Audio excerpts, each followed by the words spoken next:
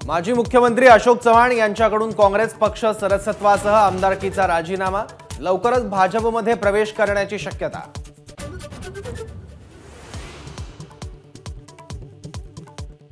15 फेब्रुवारीला अमित शहांच्या उपस्थितीत अशोक चव्हाणांचा भाजपमध्ये पक्षप्रवेशाची शक्यता। चव्हाणांना भाजपकडून राज्यसभेची उमेदवारी दिली जाणार असल्याची माहिती।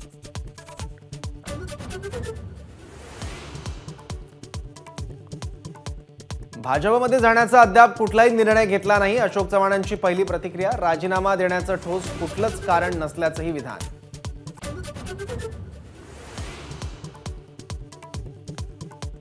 अशोक चव्हाणांसोबत काँग्रेसचे आणखी आमदार जाणार नाहीत, पृथ्वीराज चव्हाणांचा दावा। तर शासकीय यंत्रणांच्या दबावामुळे अशोक चव्हाणांचा राजीनामा, वडट्टीवारांची भाजपवर टीका।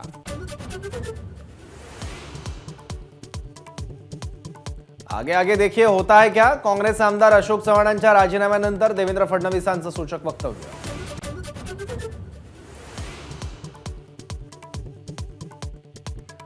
काँग्रेसमधले अनेक मोठे नेते भाजपच्या संपर्कात।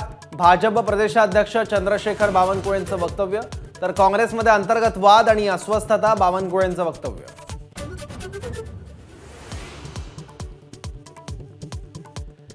राज्य मागासवर्ग आयोगाकडून मराठा सर्वेक्षणाचा अहवाल 15 फेब्रुवारीला सरकारला सादर होण्याची शक्यता।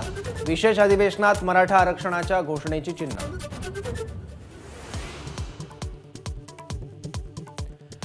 यंदा मुसळधार पाऊस बरसणार, जागतिक हवामान संस्थांचा अंदाज। अल निनोचा प्रभाव जूनपर्यंत संपण्याची शक्यता।